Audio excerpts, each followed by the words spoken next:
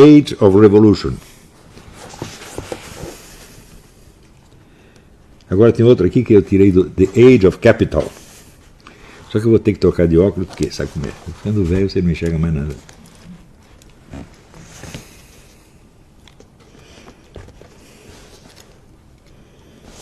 Tem que botar a luzinha aqui.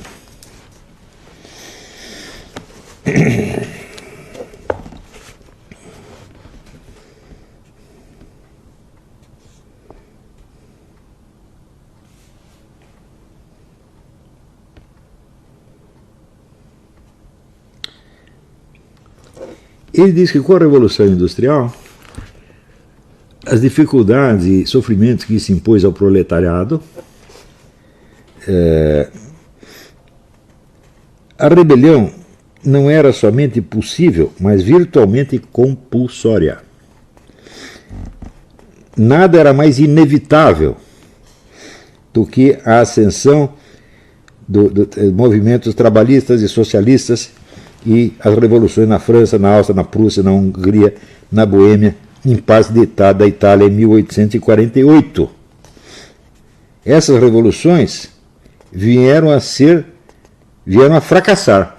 No entanto, porque aos trabalhadores faltava a organização, a maturidade, a liderança, talvez, em maior parte dos casos, a conjuntura histórica.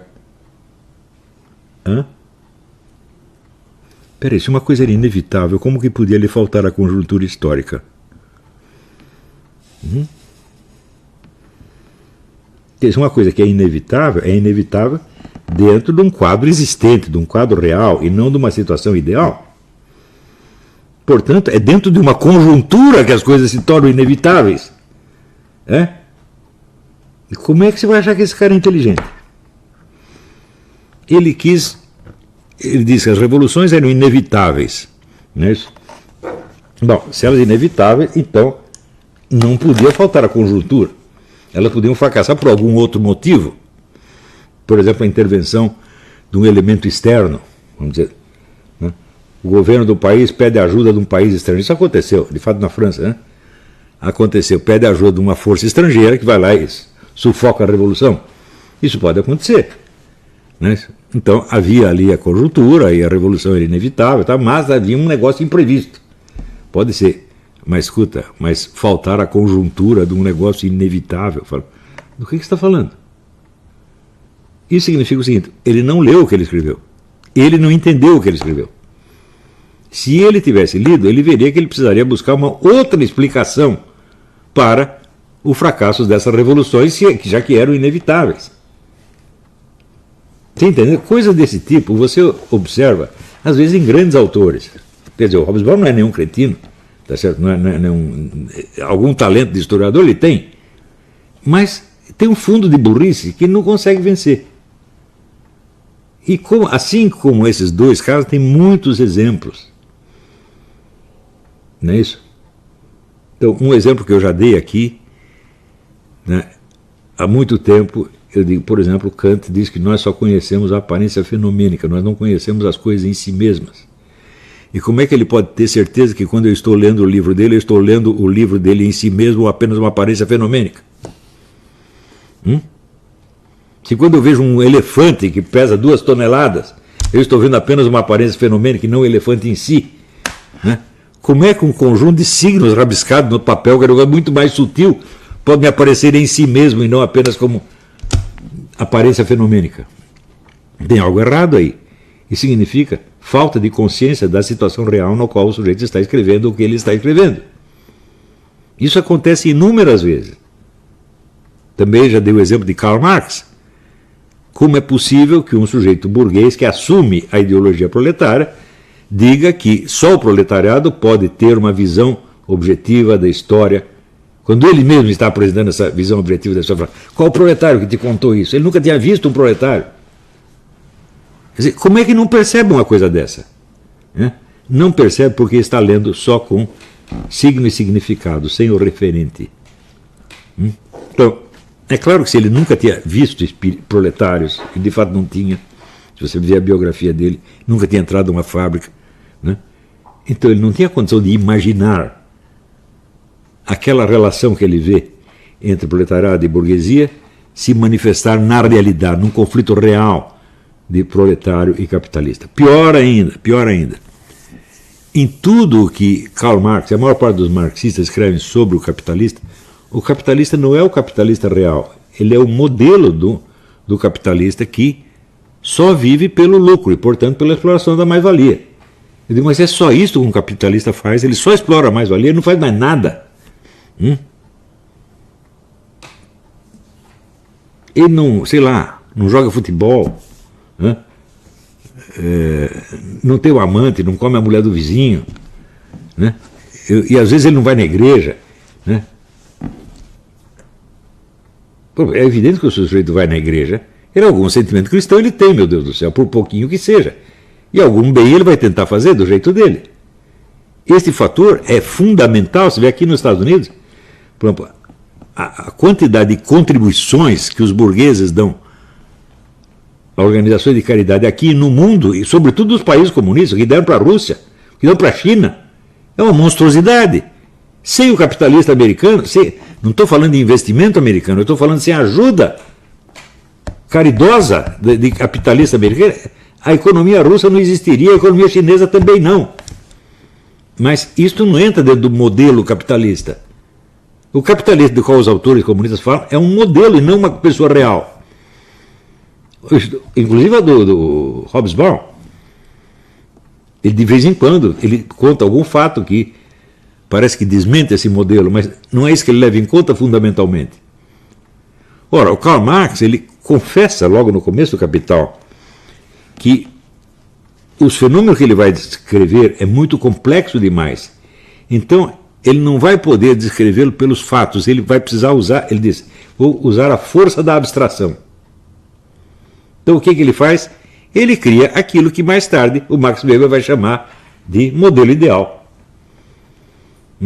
O modelo ideal não é um ente verdadeiro, real. Ele é um modelo constituído de uma relação lógica.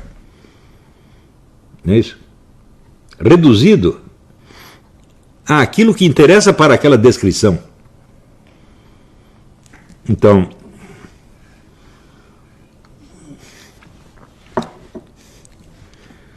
só que o modelo ideal, ele te dá uma impressão de realidade muito intensa, porque ele é construído exatamente como um personagem de ficção. Quando você lê um romance, você vê que tem milhares de aspectos e de fatos do personagem que são deixados de fora. Por exemplo, quantas vezes você vê, sei lá, você está lendo Crime e Castigo, quantas vezes você vê o Raskolnikov calçar os sapatos? Resposta: nenhuma. Mas é evidente que ele calçava os sapatos todo dia. Não é isso? Quantas vezes você sabe o que ele comeu naquele dia? Uma vez ou duas. O resto dá a impressão que ele não come. Então, existem milhares de detalhes que são deixados de fora. Por quê? Porque não interessam à narrativa. E o modelo ideal funciona, ele é persuasivo precisamente por causa disso. Ele tem a lógica interna, ele tem a coerência, ele tem a unidade num personagem de ficção. E por isso mesmo, ele é ficção. Quando você vai compará-lo com a realidade, por exemplo, você pega a famosa tese do Max Weber, né, a ética protestante e o espírito do capitalismo. Ele diz o seguinte: quando surge o protestantismo, eles têm aquela ética do trabalho e da poupança, e isto favoreceu o surgimento do capitalismo. Só que é o seguinte, o capitalismo já tinha aparecido antes e muito mais próspero nos países católicos. Pior ainda, os católicos já tinham feito a teoria do capitalismo, que nos países protestantes vai levar mais 2 séculos para aparecer, vai aparecer com Adam Smith. Você vai ver, no século XV, os jesuítas já tinham explicado toda a lógica interna do capitalismo, como Adam Smith iria explicar depois. Só que acontece o seguinte, esses jesuítas escreviam em latim e não foram lidos na Inglaterra, ponto final. Esse é o problema. Então, veja, provavelmente a ética protestante e o espírito do capitalismo é o livro de sociologia mais famoso de todos os tempos e mais prezado. E no entanto, a tese dele está 100% errada. Leiam no livro Rodney Stark, Myths of the Reformation, Mitos da Reforma. ele ali simplesmente acaba com fatos, botando fatos. Ele acaba com a tese do Max Weber. Isso não quer dizer que o Max Weber não foi um grande sociólogo, simplesmente inventar esse modelo ideal já é um grande negócio. É como se tivesse escrito um romance, que é o romance do capitalismo nos países protestantes, na Alemanha, na Inglaterra, etc. Bom, é bonito. E sem dúvida, isso interferiu no curso das coisas. Algum peso isso teve. Só que isso não explica fatos que aconteceram antes disso. Então, às vezes os fatos principais são os mais facilmente esquecidos, porque eles não combinam com uma narrativa cujo dramatismo dá impressão de realidade. Por exemplo, a impressão... Todo mundo tem ideia assim, da Revolução Francesa aconteceu por causa da miséria crescente, etc. Não, a França era o país mais próspero da Europa. Não foi a miséria que causou a Revolução, foi o contrário. Né? Tinha muita gente ganhando dinheiro demais e não havia que começar a ficar rico e falar, bom, agora nós queremos poder político também. A Rússia, a mesma coisa. Os últimos 50 anos antes da Revolução Russa, a Rússia foi o país que mais progrediu na Europa. A economia russa era mais próspera. E por isso mesmo deu bode. Então, a relação entre miséria e revolução, relação causal, não existe. Claro que a miséria tem algum papel na revolução, mas ela não é causa da revolução. Ela pode ser um argumento em favor da revolução. E o argumento que, uma vez usado, se torna poderoso. Porque o sujeito que está interessado, o sujeito está ganhando dinheiro. Fala, bom, mas eu tenho dinheiro, não tenho poder político. Aquele cara que é um pé rapado só porque ele é filho de não sei quem e está lá em cima. Então, eu quero poder político. Então, eu uso o argumento da miséria para obter o apoio dos miseráveis. É a coisa mais lógica. Então, claro, a miséria tem algum peso, mas não peso de força causal, e sim peso de argumento retórico, de argumento publicitário, e assim por diante. Ora, esta coisa que eu estou falando é essencial em toda a arte da leitura. Até para você ler um romance, você precisa ter esta ideia. O que seria preciso para que isto que eu estou lendo fosse real? Não apenas vamos dizer, um tecido de palavras.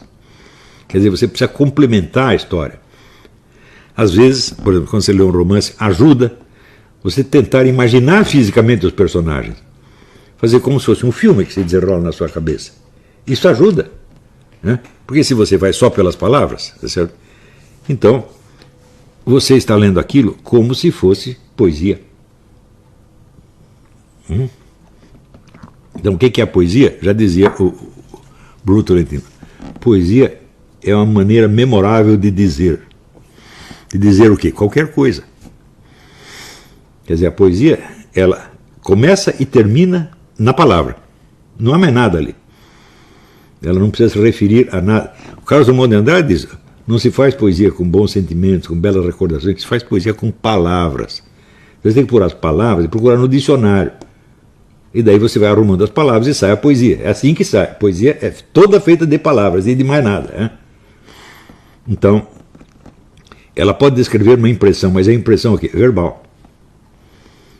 Quer dizer, você começa, você tem uma emoção que se articula verbalmente dentro de você, quase pronta, e você termina ela e pum, saiu o poema.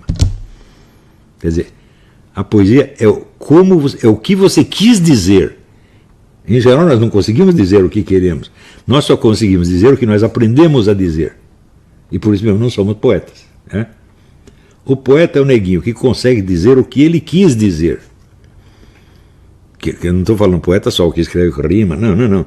Uma vez eu falei isso para o Herberto Salles. Falei, Herberto, você é o cara que consegue dizer tudo o que você quer dizer.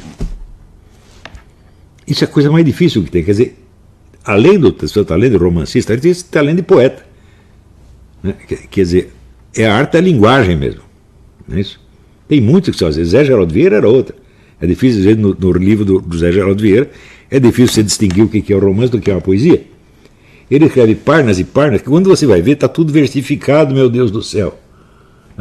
No livro O Albatroz, que não é o melhor livro dele, existe um negócio de umas 15 páginas, que você vai ver, é tudo verso de 10 sílabas, mas assim, está corrido, você não parece, não é linha por linha, está corrido. Então, aquilo é um poema, que está comemorando, celebrando, não é celebrando, está cantando a morte dos milhões de gerações de jovens nas guerras, né? É um negócio de uma força poética assim, monumental. E, no entanto, está encaixado ali como se fosse capítulo de um romance. Isso acontece muitas vezes. Tem... eu acho que foi... Eu acho que foi o Oswaldino... Não sei, lembro se foi o Oswaldino Marques. Não, foi o Josué Montello que escreveu um ensaio sobre a poesia na técnica do romance do José Geraldo Vieira. Né? Técnica que o próprio Josué Montello não tinha. O Josué Montello era eminentemente um narrador. Né? Se você pensar, a parte verbal no romance do José Montello tem pouca importância. O que importa é as coisas que estão acontecendo. Assim como no Otávio de Faria. O Otávio de Faria, na parte verbal, ele escreve até mal, se você pensar bem. Mas o que interessa é a sequência dos acontecimentos, a lógica dos acontecimentos. Eu não leio russo, mas dizem a mesma coisa do Dostoiévski. Diz que Dostoiévski verbalmente não é tão grande coisa. Mas o encadeamento dos fatos é que é. Então esse é, como dizer, o romancista puro sangue. O Zé Geraldo não é puro sangue.